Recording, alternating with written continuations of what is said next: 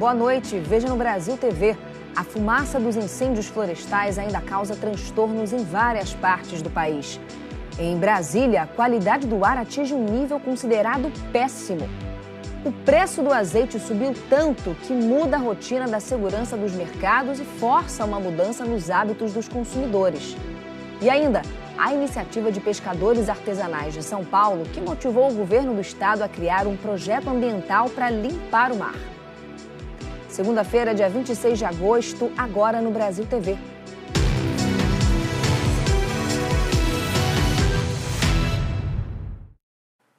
Cidades do interior de São Paulo começaram a semana contando os prejuízos da onda de incêndios dos últimos dias. Hoje a situação está mais tranquila, mas a população sofre com os efeitos do fogo. A Isabela Diógenes está em Ribeirão Preto, uma das cidades mais atingidas. Depois de 4 dias de incêndios nos canaviais, a segunda-feira foi de limpeza nas casas e nas escolas municipais que ficaram cobertas de fuligem das queimadas.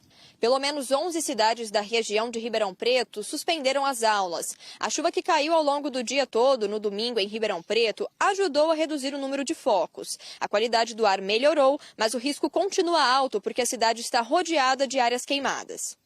Helicópteros do Exército estão levando juntos 1.400 litros de água para serem lançados em áreas de Franca e Ituverava atingidas por incêndios. Isabela Diógenes para o Brasil TV. No interior de São Paulo, produtores rurais ainda contabilizam os prejuízos das queimadas dos últimos dias.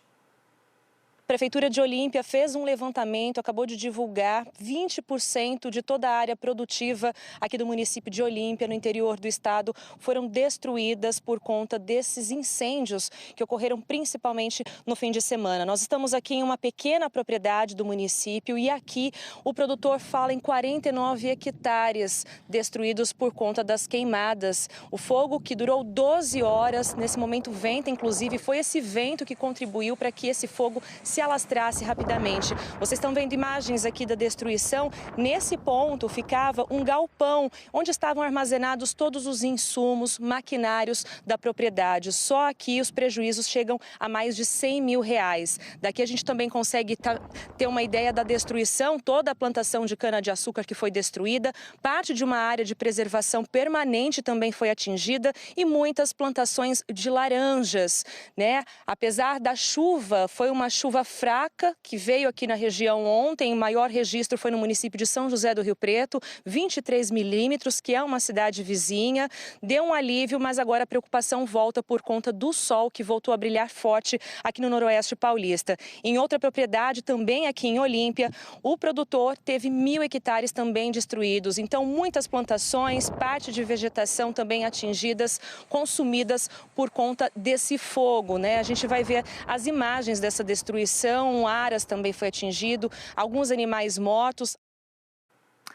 A Polícia Civil de São Paulo investiga se houve ações criminosas nesses incêndios.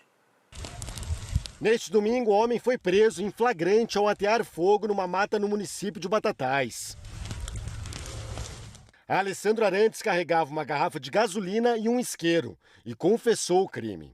Um dia antes, outro homem foi detido em São José do Rio Preto por queimar lixo num terreno baldio.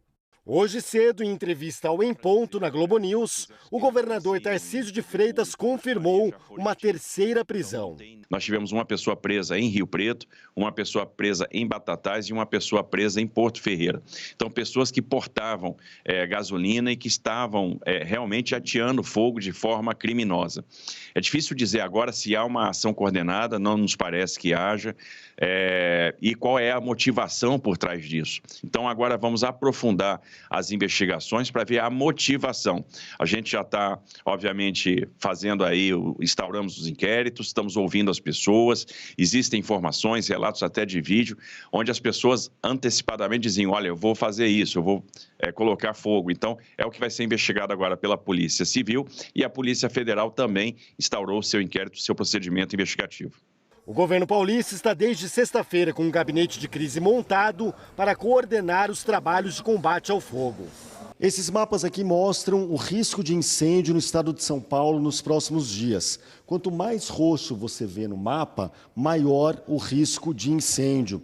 E dá para ver que a situação ainda deve piorar bastante até o próximo sábado, dia 31 de agosto, quando mais da metade do mapa está em estado de emergência. Segundo a Defesa Civil Estadual, 48 cidades estão neste momento com alerta máximo de queimadas. É um sistema, um software que ele utiliza informações históricas de umidade relativa do ar, acumulados de chuva durante o período dos anteriores e as projeções de previsões futuras. Então ele cruza esses dados, fazendo com que gere esse mapa de possibilidade em relação às regiões que podem ser afetadas com o risco de incêndio. O coordenador-geral do MapBiomas, Tássio Azevedo, explica que o clima seco colabora com as queimadas, mas é a ação do homem que dá início a elas.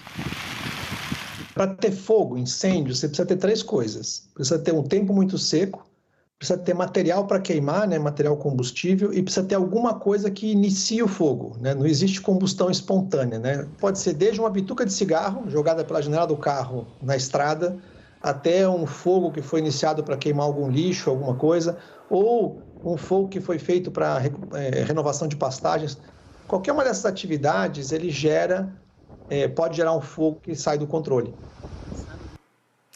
O Distrito Federal amanheceu novamente coberto de fumaça nesta segunda-feira.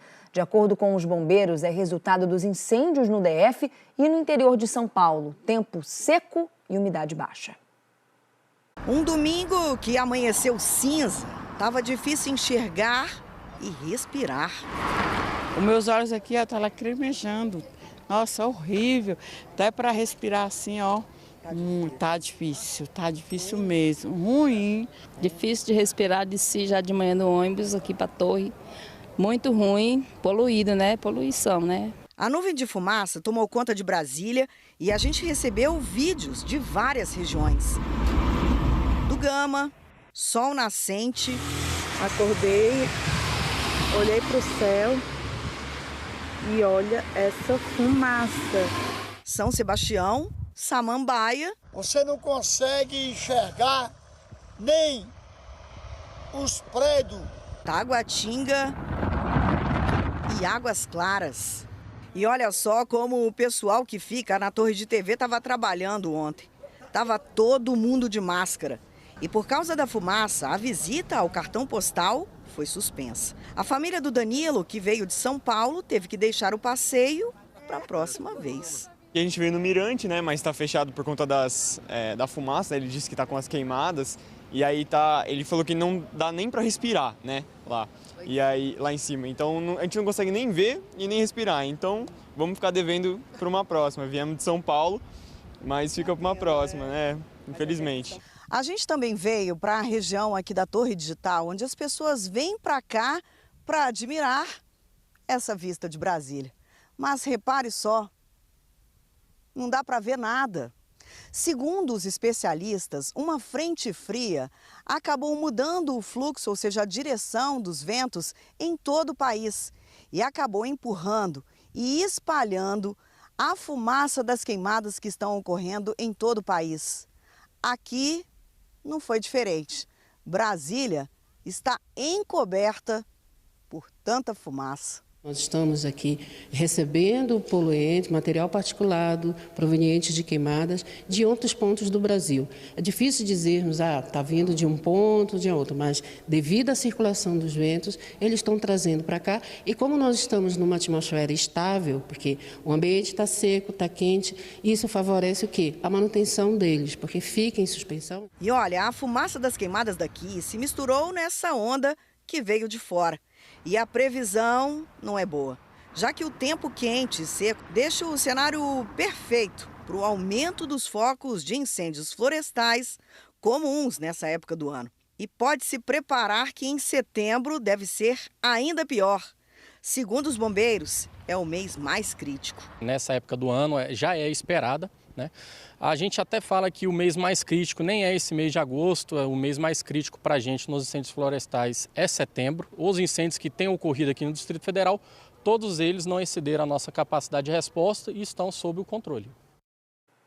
É quente e seco em alguns lugares e muito frio em outros lugares também. A friaca chegou com tudo em parte do centro-sul do Brasil. Hoje, geou em algumas cidades de Mato Grosso do Sul, Minas Gerais, São Paulo e dos estados do Sul. No Paraná, por exemplo, a geada foi forte até em regiões que normalmente são mais quentes, como Londrina. O dia amanheceu no Ribeirão das Onças e revelou a paisagem congelada. Nenhuma surpresa para o Dirceu, que já tinha certeza da geada. E ela veio com força. É a previsão da experiência. Olhamos para o tempo, olhamos para o céu, o lado que o vento está puxando, e aí a gente já sabe quando vai ou não gear, né? Confiando na experiência e de olho na previsão do tempo, a família Guimarães correu proteger os canteiros de alface e rabanete com tecido térmico. É trabalho de rotina num lugar que todo inverno tem geada. Aqui a gente começou a proteger sexta-feira. Sexta-feira a gente já, quando viu a previsão que ia realmente gear, nós começamos a cobrir. Sexta, depois do almoço até a tarde, já estava tudo coberto já.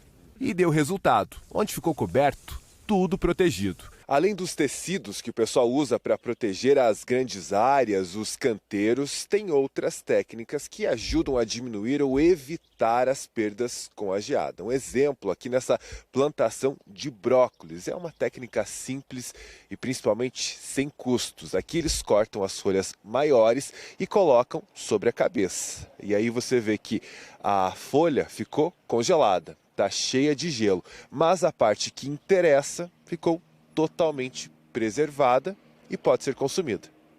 E num lugar onde a temperatura fica negativa, é preciso reforçar a proteção até mesmo no que é cultivado dentro das estufas. Precisa de mais uma segunda cobertura ali, uma manta mesmo, porque é uma planta sensível.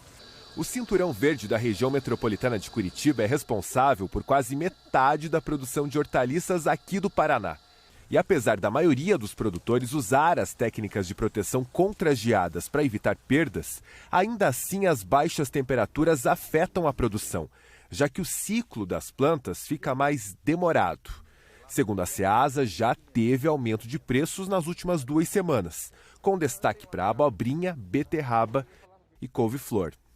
Mas nesses meses ainda pode ocorrer essas geadas e que o pessoal tem que então cobrir com aquela manta, como vocês viram ali, para evitar essas perdas. O custo é muito alto em plantação, né? Custo de mudas, de insumos. Então o pessoal tem que evitar esses prejuízos, né? A geada, que antes aparecia por aqui já em abril, chegou bem mais tarde do que de costume. E como setembro ainda tem um pouco de inverno, fica a dúvida se esses são realmente os últimos dias congelantes da temporada, ou se vem mais por aí. Tem que ficar de olho, nada é impossível. No Rio de Janeiro, 26 escolas do Complexo da Maré voltaram a fechar no 8º dia seguido de operação para demolir imóveis do tráfico. A polícia investiga como bandidos esconderam 1 tonelada de maconha nos dutos de ar-condicionado de um colégio municipal. Amanhã começou com mais uma etapa de demolição dos prédios erguidos por traficantes do Parque União no Complexo da Maré. Homens da Secretaria de Ordem Pública continuam derrubando paredes manualmente, preparando o terreno para receber as máquinas pesadas na próxima fase da ação. Desde a semana passada, 162 imóveis dos 41 prédios construídos por criminosos já foram demolidos. A CEOP recebe o apoio de policiais militares que vasculham a região em busca de armas e drogas. Ontem, policiais do BAC, o Batalhão de Ações com Cães, apreenderam 1 tonelada de maconha que estava escondida em dutos de ar-condicionado da Escola Municipal Maria Amélia Castro Belfort, na Nova Holanda. Segundo a Secretaria Municipal de Educação, criminosos invadiram o terreno da escola, possivelmente no fim de semana, quando a unidade estava fechada e sem funcionários para esconder a droga. O material foi encontrado pelas cadelas da corporação Fênix, Frozen e Electra. Fazendo patrulhamento na Nova Holanda, o cão sinalizou para dentro de uma escola e os policiais adentraram a escola em virtude da situação do cão ter sinalizado, e foi encontrado nos dutos da parte externa da escola 1 tonelada de drogas. Na operação de hoje, um suspeito foi preso por policiais do batalhão de choque com uma moto roubada. O homem e a moto foram levados para a delegacia de Bom Sucesso, na Zona Norte. Mais uma vez, por conta de operação da polícia e da Secretaria de Ordem Pública, 24 escolas municipais e 2 estaduais suspenderam as atividades. Só esse ano já são 27 dias em que pelo menos uma escola fica sem aula no Complexo da Maré. Uma clínica da família também suspendeu os atendimentos durante a manhã. Uma criança de 9 anos morreu afogada ontem na cidade de Alto Alegre do Maranhão. A criança saiu pela manhã para pescar com a família e acabou sumindo. Moradores do povoado iniciaram buscas e encontraram o corpo do garoto no rio à tarde. Esse caso aconteceu no povoado Angical, zona rural do município de Alto Alegre do Maranhão, que fica a 216 quilômetros da capital São Luís. A vítima, Teilon Gabriel, uma criança de apenas 9 anos que, segundo as informações repassadas por moradores, saiu com os parentes pela manhã e acabou sumindo no rio Peritoró. Situação que assustou os moradores que se uniram na busca pela criança, que só foi encontrada pela tarde já sem vida. Segundo o Corpo de Bombeiros Militar do Maranhão, somente nos primeiros 6 meses desse ano, 35 ocorrências de afogamento foram atendidas por eles. 15 foram pessoas que morreram, a maioria crianças. De Codó, no Maranhão, Marcos Barbosa, para o Brasil TV. O aumento do registro da febre oropouche e dos casos de arboviroses fez a procura por repelentes crescer no Recife. Algumas farmácias, inclusive, estão com dificuldade para repor o estoque. Os repelentes têm princípios ativos diferentes e é preciso ficar muito atento ao tempo de duração da proteção e a necessidade de reposição também. No bairro de Vasco da Gama, zona norte do Recife, esta farmácia está tendo dificuldades para repor o estoque de repelentes. Desde que casos de febre oropouche começaram a ser notificados, a procura aumentou. Os repelentes são um produto que já tem uma boa rotatividade, mas atualmente a gente está tendo uma dificuldade em repor o nosso estoque devido à alta procura desse produto. Principalmente as gestantes, né, têm procurado bastante, né, justamente com receio dessa nova, da onda da oropouche, né? Daniela é mãe de gêmeos de 4 anos. Ela sempre compra repelente para os filhos. Sempre, desde novinho, que eu uso repelente neles. A princípio, porque um deles, ele é super alérgico a qualquer picada de inseto, formiga, seja lá o que for. Ele fica cheio de calombo mesmo. Aí eu sempre uso. E agora com essa nova febre aí, que é através do maruim, aí eu não estou relaxando o repelente, é sempre o repelente, 24 horas. A febre oropouche pode ser transmitida pelo mosquito comum, a muriçoca, e pelo maruim. A principal forma de prevenir a picada desses mosquitos e também do Aedes aegypti, que transmite a zika, chikungunya e dengue, é usando o repelente. Os mais procurados têm sido os que são à base de caridina, mas outros tipos também podem ser usados. Os repelentes com icaridina costumam ser mais caros porque têm uma duração maior. Só que os repelentes que têm as substâncias DIT e IR3535 como componente principal também são eficazes. Os repelentes com icaridina são aprovados pela Anvisa e são mais recomendados por conta da duração do efeito do repelente. Então ele dura 10 a 12 horas. Então é um tempo longo, aí o paciente demora mais tempo para usar. Com isso, também ele rende um pouco mais, né? Porque não tem tanta reaplicação. Mas a diferença é só essa. De acordo com a dermatologista, todas essas substâncias são liberadas para mulheres grávidas. Sim, a DIT, né, DET, ela é até 20%. Então, mais do que 20%, observar isso, porque se for mais do que 20% na gestante, na população normal não, mas na gestante é bom ser daí para baixo. Em caso de dúvidas, vale pedir ajuda ao farmacêutico. O que ele precisa, para quem ele precisa, a idade, se ele tem alguma sensibilidade na pele, se é um repelente que ele vai usar para a prática de esporte. Então, tudo isso faz com que a gente ajude o cliente, paciente, a escolher o melhor repelente a ser usado. Agora uma pergunta para você que faz mercado e repara nos preços. O azeite continua fazendo parte das suas compras e dos ingredientes das suas refeições porque o preço está lá em cima E faz tempo, desde o ano passado. Tá tão caro que em alguns mercados estão até colocando lacre no azeite para evitar furtos. Na frente da prateleira, a cena era comum. A cliente olha, pensa, procura o produto mais barato. Mas não acha, porque tá caro mesmo. O azeite é um produto evitado no mercado. Eu peguei o pequenininho, porque o grande tá caro. Pegou o pequenininho? É, tá 25. A dona Denise tinha escolhido uma garrafa pequena. Após rever o preço, reavaliou. Eu não vou levar não. Não?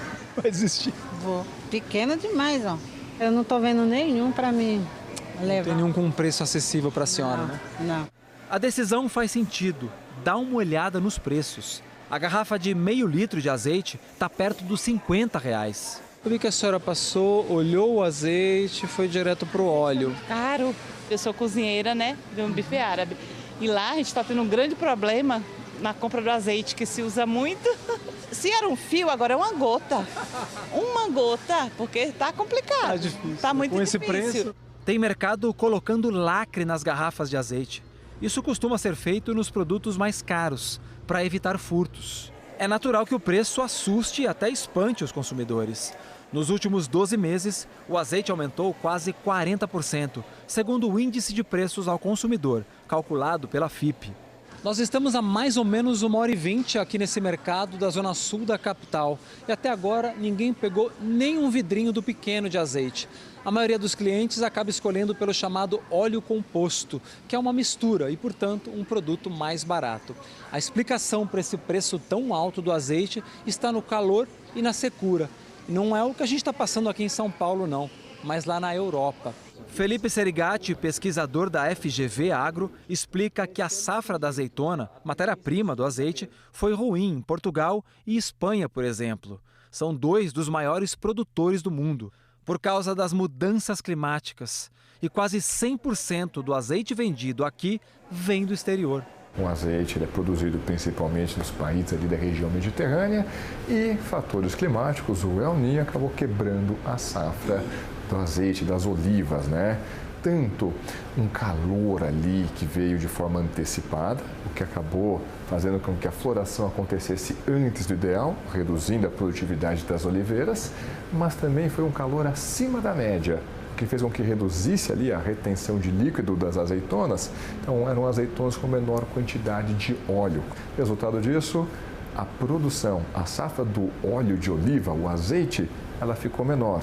Como a demanda por esse óleo existe, esse descompasso entre oferta e demanda, uma oferta menor que a demanda, acabou naturalmente subindo ali no preço. Essa nutricionista diz que usar o óleo de canola pode ser uma boa solução para substituir o azeite, sem diminuir a qualidade da refeição. O óleo de canola é uma gordura monoinsaturada e também tem na composição a vitamina E e o ômega 3. Que são gorduras anti-inflamatórias. E o óleo de canola tem um alto ponto de fusão. A gente pode submeter esse óleo a altas temperaturas sem que ele prejudique a nossa saúde, sem que gere radicais livres, que são compostos inflamatórios para o nosso organismo. A seguir, pescadores artesanais no litoral paulista transformam um problema numa solução para melhorar o meio ambiente. É daqui a pouquinho.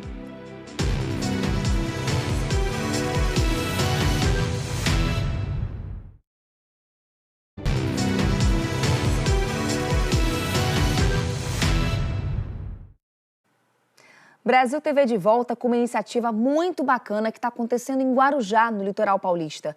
Uma ação dos pescadores artesanais do bairro do Perequê motivou o governo do estado a criar um projeto ambiental para limpar o mar. Natureza que encanta e chama a atenção. No mar da Praia do Perequê, os barcos que formam a paisagem representam um amor por uma profissão. Seu Nilson começou a trabalhar como pescador ainda na adolescência. A arte ensinada pelo pai. Nós se criamos na pesca. Criamos na pesca. Toda a vida foi pesca. Eu não sei fazer nada a mais do que pescar. O forte dele e dos companheiros de trabalho é o arrasto do camarão. Mas há alguns anos, um problema tem atrapalhado e muito o serviço. Nas redes, mais do que o próprio sustento, volta também uma grande quantidade de lixo. mas foi de uns 10 anos para cá. E é muito lixo. Todo dia é 20, 30, 15 por dia. Quilos? Quilos. Nós separamos o lixo do camarão, não o camarão do lixo. Aí tem muita coisa para tirar. Às vezes nós arrasta 2 horas de arrasto. Fica as 2 horas todinha ali escolhendo. Mas uma iniciativa do governo do estado transformou essa diversidade em uma fonte de renda para os pescadores. Eles que já tiravam o lixo por conta própria, agora recebem por isso. O Perequê é uma das maiores e principais comunidades de pescadores do estado de São Paulo. Aqui, as mais de 200 embarcações saem todos os dias em busca do sustento das famílias. Todo o lixo que é recolhido por esses trabalhadores é pesado e revertido em um vale alimentação no valor de até R$ 653. Quantia que, é claro, ajuda bastante, mas é uma forma também de valorização à importância da pesca artesanal. Então esse projeto ele vem atender a demanda dos pescadores, que levaram esse problema, que persistiram em endossar esses projetos e a necessidade de ter um enfrentamento à questão do lixo no mar nos espaços de diálogo das APAs marinhas. E nisso a Fundação Florestal ela elaborou o programa Mar Sem Lixo como enfrentamento mesmo a essa questão. O projeto Mar Sem Lixo começou com um piloto em 2022 nas cidades de Itanhaém, Canané e Ubatuba. Em novembro do ano passado, a iniciativa foi ampliada para São Sebastião, Bertioga e Guarujá. Desde o início, já foram retiradas mais de 20 toneladas de lixo, 8,5 toneladas somente em Guarujá, 90% só de plástico. Mas resíduos domésticos, vidros e até asfalto já foram tirados da água. O Brasil TV fica por aqui. Outras notícias no Jornal Nacional às 8h30 da noite, hora de Brasília. Uma ótima noite para você, ótima semana. Até amanhã. Tchau, tchau.